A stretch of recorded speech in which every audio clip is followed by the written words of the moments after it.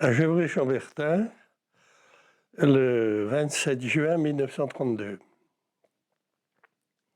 Et puis je suis resté à Gevrey jusqu'à l'âge de 60 ans. Alors, mes parents étaient boulangers donc à Gevrey, et j'avais une sœur, Denise, qui est toujours en vie actuellement, qui a 97 ans. Et on a vécu donc toute cette période sur Gevrey.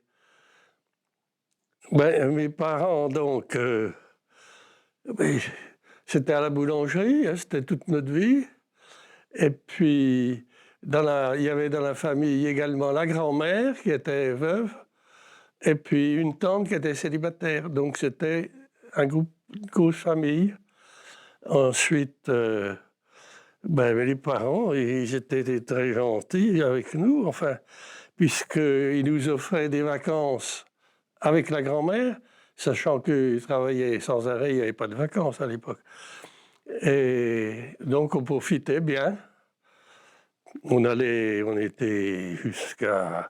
ils nous ont envoyés jusqu'à Arcachon une année, une autre année à Annecy, enfin. Donc, et puis en classe, on avait des instituteurs bien connus, ça allait très bien. On participait beaucoup à l'époque, au point de vue scolaire, aussi bien à rentrer le bois pour se chauffer l'hiver, que le matin d'aller à 7 heures avant les cours par semaine, une semaine sur 2 ou 3, pour aller allumer le feu pour chauffer la classe. Et puis bon, la vie se passait tranquillement. Que vous dire d'autre? Mes parents travaillaient beaucoup, 6 jours sur 7 par semaine. Ils faisaient des journées de 10 heures. Pour commencer, rentrer du bois. Donc c'était la corvée de bois, j'en ai fait pas mal. Comme le four était au fond de la maison, il fallait que je rentre ce qu'on appelait la charbonnette, c'est-à-dire du bois spécial pour chauffer rapidement, jusqu'au fond d'une cour, et puis après le ramener dans le fourni pour chauffer.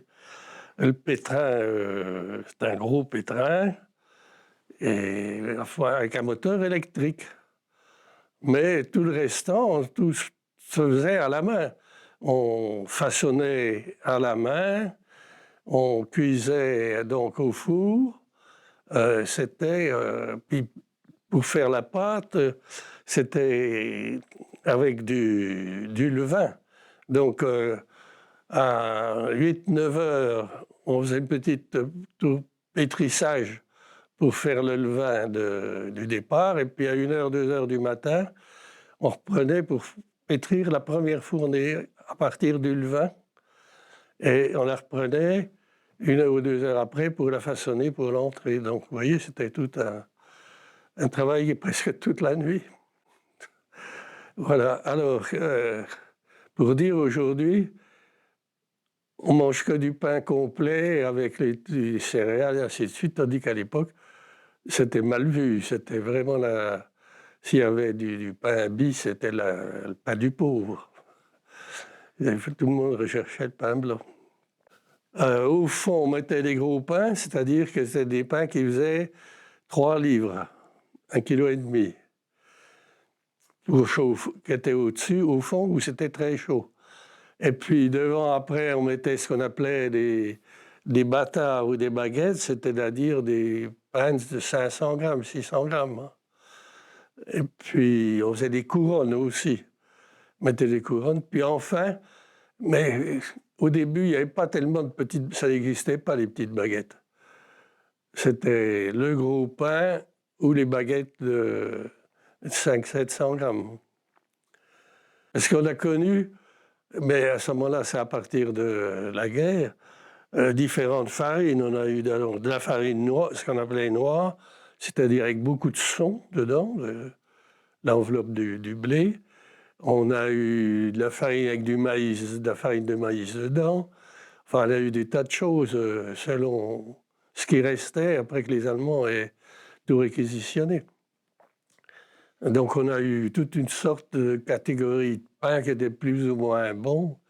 Et pour vous dire qu'on aimait bien le pain blanc, c'est-à-dire que pour les amis, quelques copains qui venaient faire les 10 heures à la boulangerie, au fourni, mon père tamisait de la farine pour avoir que la farine blanche, éliminer le son, toutes les impuretés, puis il faisait une petite tournée de pain blanc. Et c'était donc, on mangeait ça, il mangeait ça pour les 10 heures, il faisait les 10 heures avec 2, 3 copains. À Pâques, à Noël, c'est à peu près tout, on faisait la brioche. Oui, Pâques, Noël, qu'est-ce qu'il y a comme autre fête? Non, il n'y avait pas tellement d'autres fêtes. Hein. À la fête du pays, on faisait de la brioche. Puis autrement, c'est tout. Alors, on faisait quelques croissants, mais les gens n'avaient pas de sous. Hein. La vie était quand même assez difficile. Les Vignons, ils étaient tous pauvres. Aujourd'hui, ils sont tous ultra riches, mais ils étaient tous, à la limite, il y en a qui ne pouvaient pas payer leur pain et qu'offraient à mes parents de leur donner un morceau de vigne pour effacer l'ardoise de pain qu'ils avaient. Vous voyez, ça en est. Ils ont refusé, ils ont eu tort parce que aujourd'hui, ça voudrait de l'argent. Mais donc les gens avaient peu, puis se contentaient de peu. Donc la pâtisserie, ça n'existait pas que chez les pâtissiers. Le boulanger, c'était le boulanger, le pâtissier, c'était le pâtissier. Il n'y avait pas le mélange des deux. Et puis dans le village, donc c'était un village viticole, il n'y avait pas d'usine, il n'y avait rien. Hein. Il y avait que le vignoble, et le vin ne se vendait pas avant-guerre. On n'achetait pas des bouteilles pour, comme ça. Une fois, pareil, c'était le jour de Pâques, le jour de Noël qu'on ouvrait quelques bouteilles. Et ils n'exportaient pas, c'était vendu localement, donc ça valait rien, quoi. Jusqu'au moment où la guerre, finalement, c'est la guerre qui a fait connaître le vin à tout le monde, depuis les Allemands jusqu'aux Américains, en passant par un peu toutes les troupes qui ont défilé. Et puis, tout se passait tranquillement jusqu'à l'arrivée de la guerre, de la déclaration de guerre en 1939. Et que mon père était mobilisé. Donc il était mobilisé dans Aérostier. Je ne sais pas si ça vous dit quelque chose. Et Aérostier, c'était un régiment qui envoie des gros ballons en l'air pour handicaper l'aviation, qu'elle ne puisse pas atteindre facilement les cibles au sol. Donc il était là-dedans, il montait des saucisses. Donc il était mobilisé, il est parti au col de Saverne en Alsace pour boucher le col justement avec ses ballons pour que les avions puissent avancer. Mais ça n'a pas duré longtemps. Est-ce qu'ils ont vite battu en retraite? Et la retraite a été quand même rapide et puis, disproportionnée parce qu'ils se sont retrouvés à Toulouse. Et il a fini toute sa guerre à Toulouse. L'armistice étant été signé, il ne pouvait pas revenir parce qu'il y avait la ligne de démarcation, je vous avais entendu parler, que ça avait été séparé, la France en deux. Donc il était côté sud et il ne pouvait pas remonter. On a dû attendre presque 2 ans, lui, à Toulouse, sans rien faire. Il ne pouvait pas revenir. En 1942-1943, quand les Allemands ont franchi la ligne de démarcation, ça a permis aux gens du Sud de venir, qui étaient dans le Sud, de revenir. Et alors, d'autrement, donc pendant la guerre, ça c'était ce qui concerne mon père. Ce qui nous concerne, en 1940, quand l'invasion gagnait du terrain, on a décidé, on nous avait tellement fait peur que des troupes allemandes qui détruisaient tout, on a décidé d'évacuer. On avait la chance d'avoir une grosse voiture, c'était une Nova 4, c'était une belle voiture à l'époque de chez Renault, avec déjà le style un peu américain, la calandre en pointe. Et puis que ma mère, à l'époque, avait déjà son permis de conduire. Il n'y avait pas beaucoup de femmes qui conduisaient à l'époque, hein. Donc on a tout chargé, la grand-mère, la tante, les enfants, les matelas, la cuisine, les ustensiles de cuisine. Et puis on est parti donc par la montagne en disant on va gagner du côté du sud. On a fait 10-15 kilomètres, puis on a dit c'est pas la peine d'aller plus loin, ils sont devant. Donc on a stationné une journée puis une nuit dans une ferme. Je me rappelle, c'était le premier barbecue de ma vie. On avait fait griller des œufs, je ne sais pas quoi, de la viande, dans la cour de la ferme entre deux cailloux. Puis on a dormi dans le foin. Puis le lendemain matin, on est revenu à la maison. Et on s'est réinstallé. Et puis ma mère essayait de s'organiser à trouver un ouvrier pour faire tourner la boulangerie. Parce que tous ceux qui étaient valides étaient mobilisables. L'ancien commis était parti aussi à l'armée. Donc c'était très difficile à ce moment-là. Donc elle a trouvé un ancien militaire qui était boulanger dans les fours de l'armée. Dans l'armée, ils avaient leur fourni où ils faisaient des miches pour les soldats, quoi. Des centres industriels, pratiquement. Et c'était un de ces boulangers qui était en retraite, qui était déjà âgé, qui a bien voulu venir travailler à la maison. Donc, ma mère s'occupait de tout ça. Pour avoir de la farine, c'était très difficile.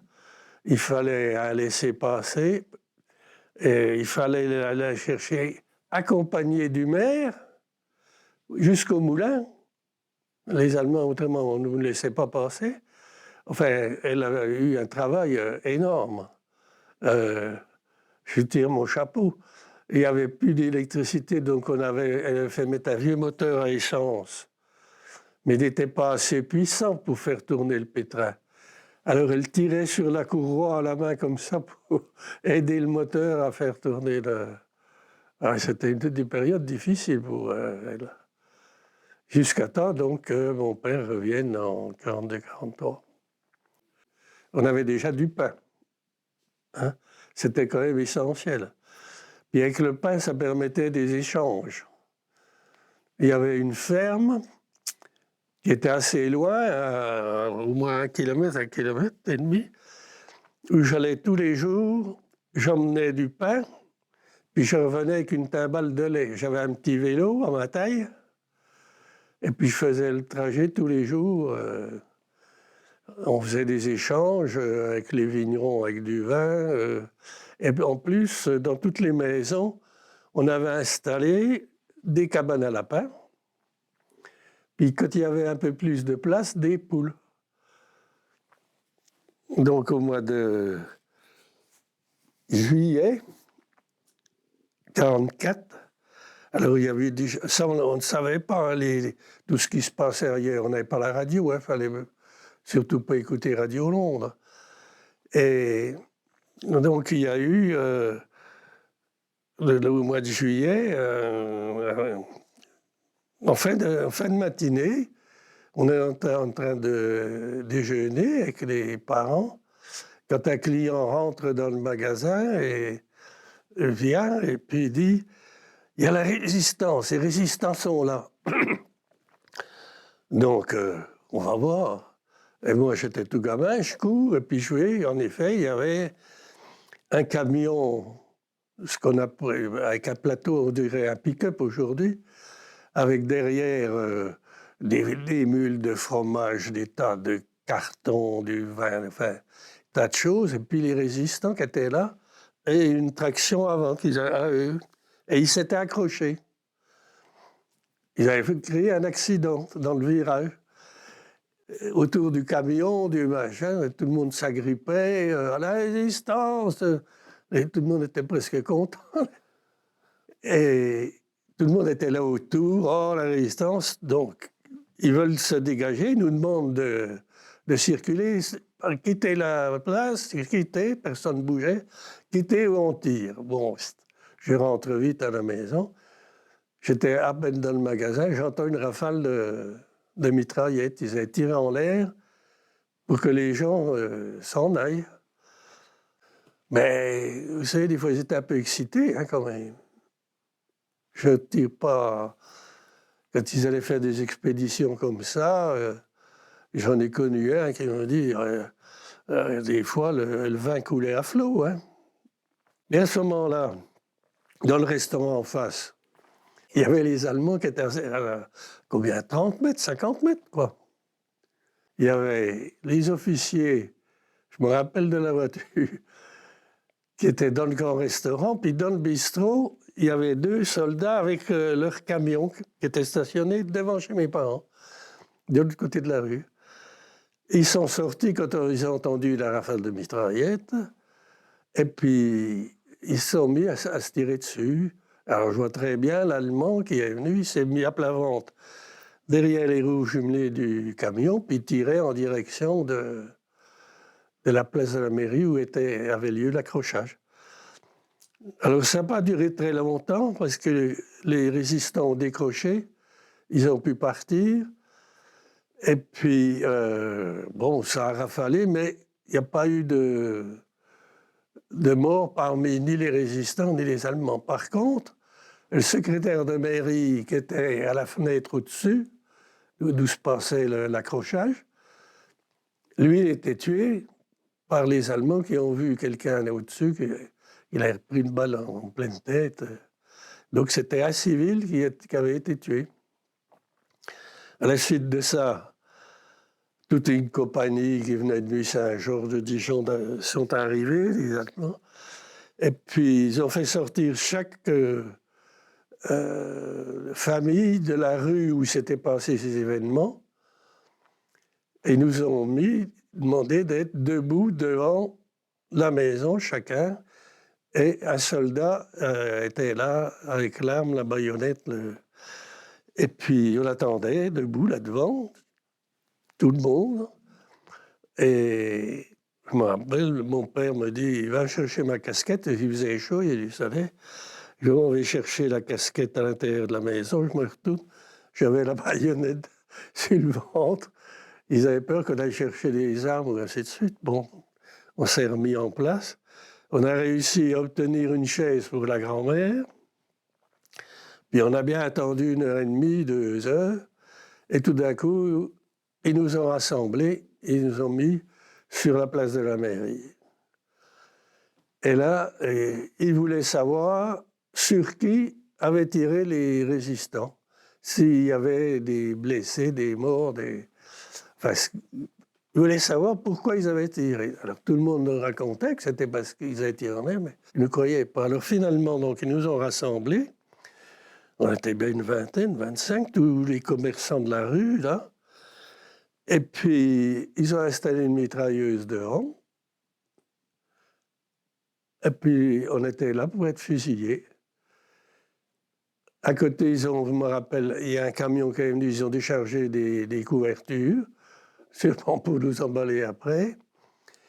Puis on était là et il y avait la fille du restaurateur qui était plus âgée que moi, puis assez grande et tout, qui avait un chien noir qui s'appelait Diano. Et elle me disait, Diano, mets-toi devant moi que je ne meure pas, que je ne sois pas tué la première. Et puis on était là, on attendait, ça a duré 20 minutes. La mitrailleuse, le gars assis sur le siège comme ça. Et il y a eu toute une palabre entre le maire et les officiers allemands qui étaient venus. Et l'interprète, c'était un Allemand alsacien, mais qui parlait donc bien français. Je vous laisserai un papier où c'est expliqué tout ça. Et à force de palabres, le maire a fait comprendre aux Allemands qu'ils n'avaient pas de blessés, qu'il n'y avait pas de dégâts, et que du côté civil, on avait un mort qui n'avait rien fait, donc ils nous ont relâchés. Ils ont gardé les hommes, un mur, hein, qu'ils ont emmenés dans une maison bourgeoise qui leur servait comment dire, pas de commandature, mais un peu quoi, où il y avait tous les officiers. Ils les ont cuisinés, tabassés un peu, puis ils les ont relâchés le soir vers 21h, 22h. On avait passé pas loin pas d'un Oradour-sur-Glane, mais enfin, ça s'est passé dans bien d'autres pays où il y avait de la résistance, dans l'Inde, dans des choses comme ça. Voilà. Mais si vous voulez, ces images, je les vois, je peux décrire la mitrailleuse. On ne savait pas tous ce que c'était, mais quand même, à force, depuis 3-4 ans qu'on était occupés, on les voyait bien défiler avec du matériel. J'avais vu, c'était un grand tube avec des trous dedans. Ah ben, j'ai fait une mitrailleuse, oui. On était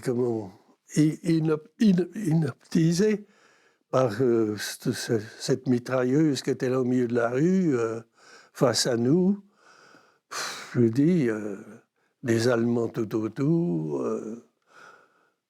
On essayait d'écouter ce qui se disait entre le maire et les officiers. Au lieu de la chance, c'était des officiers de la Wehrmacht.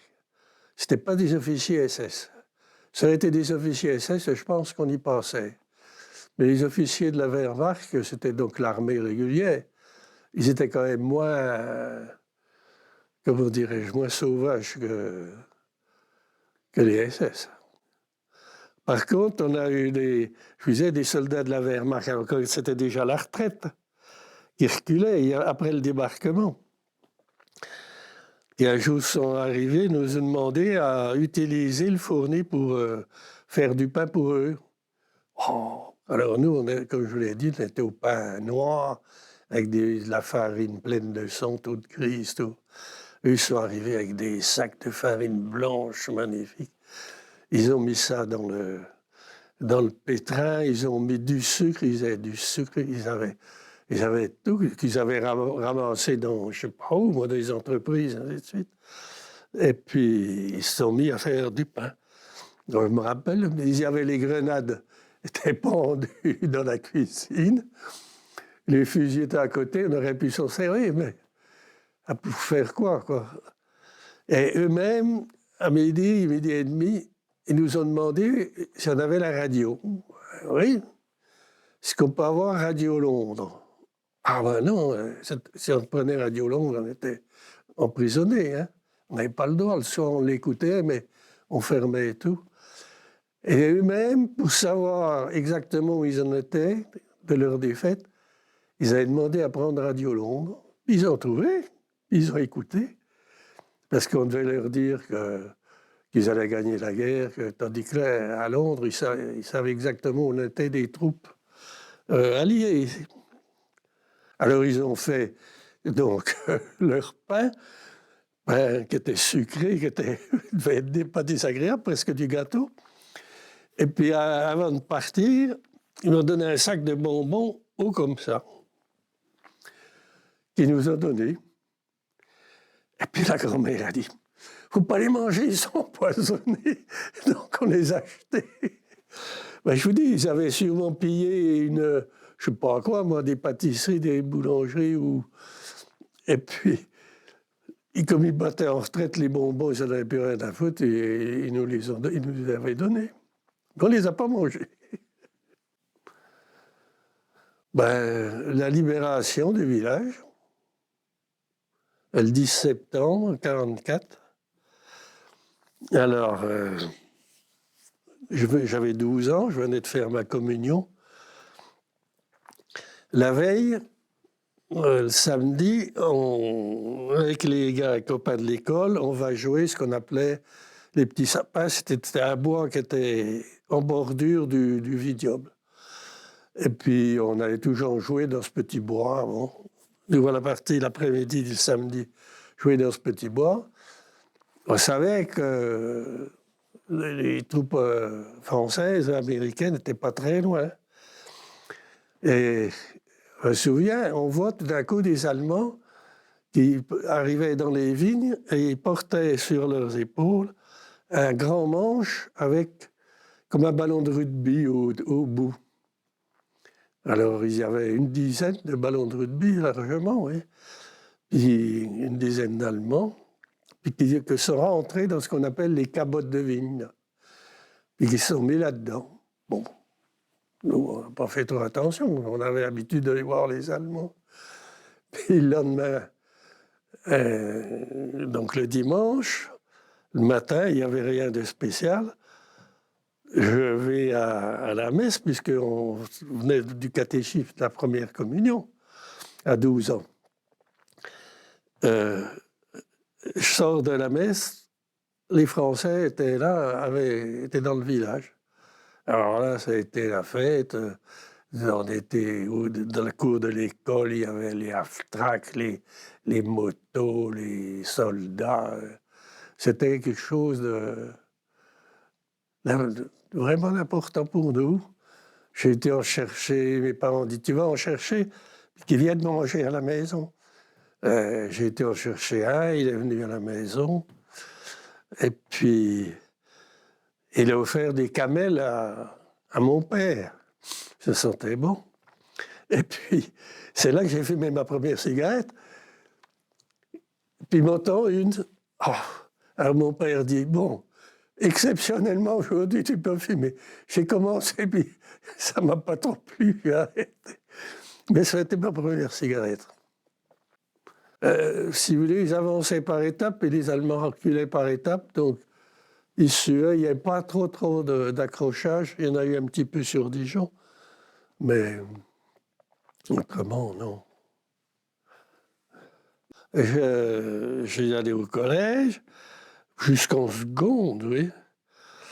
Mais si vous voulez, donc de Gevrey pour aller au collège, il fallait prendre un tram, ça parle 7 heures du matin, aller du collège qui était de l'autre côté de la ville de Dijon, tout ça.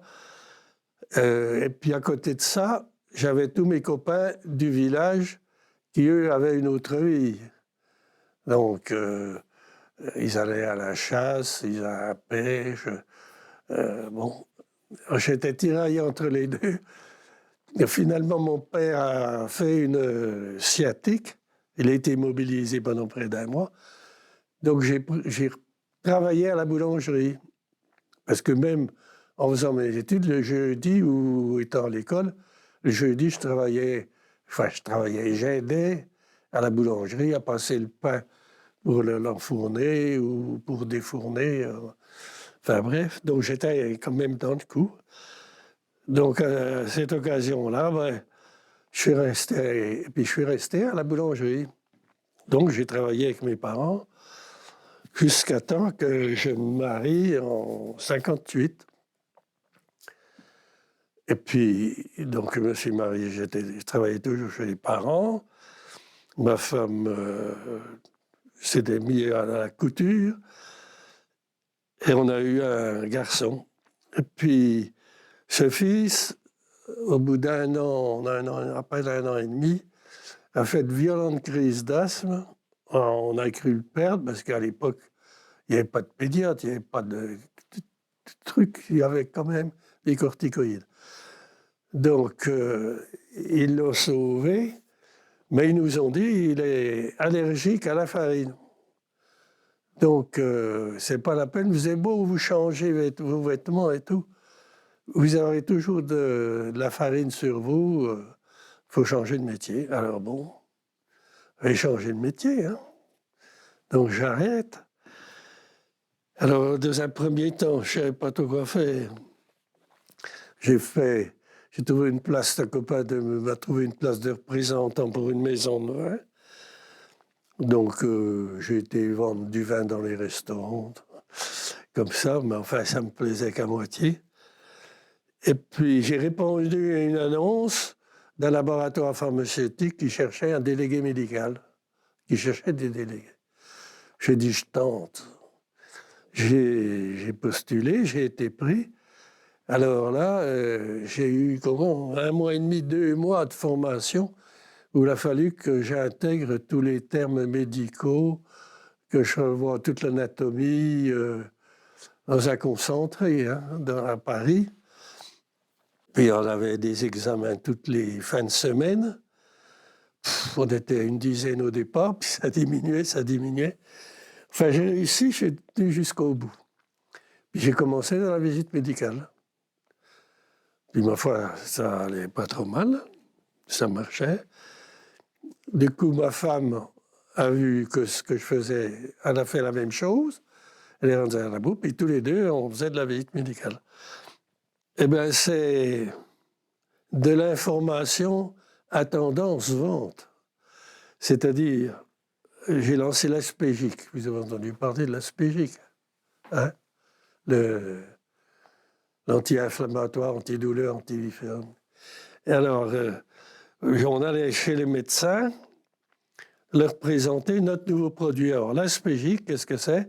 Ben, docteur, voilà, c'est de l'aspirine, mais qui a associé un acide aminé, la lysine, et de ce fait, l'aspirine devient soluble alors qu'avant, elle n'était pas soluble. Il y avait que les comprimés, il y a un peu l'aspirine UPSA, effervescente.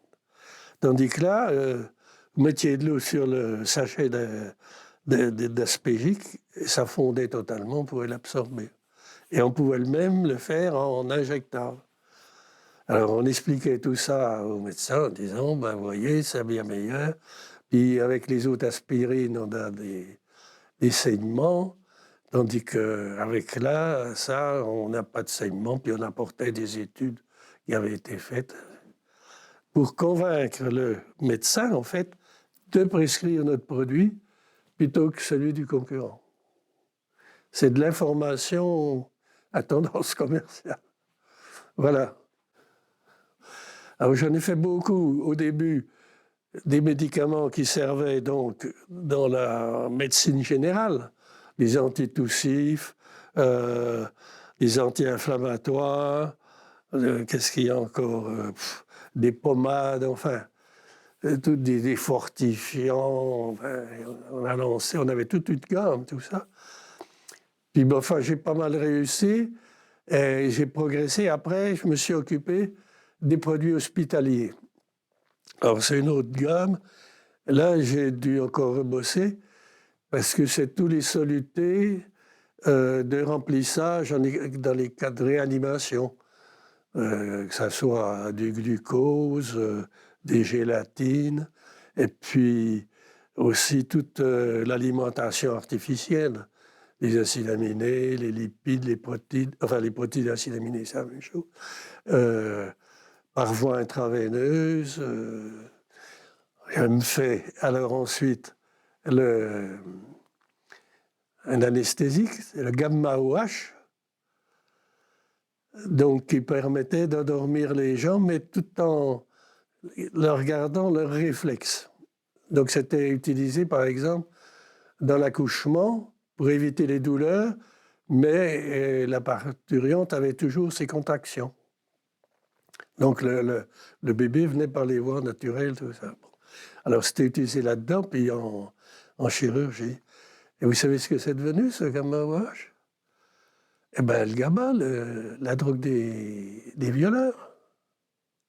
C'est ça, la drogue des violeurs. C'est la molécule de ce produit.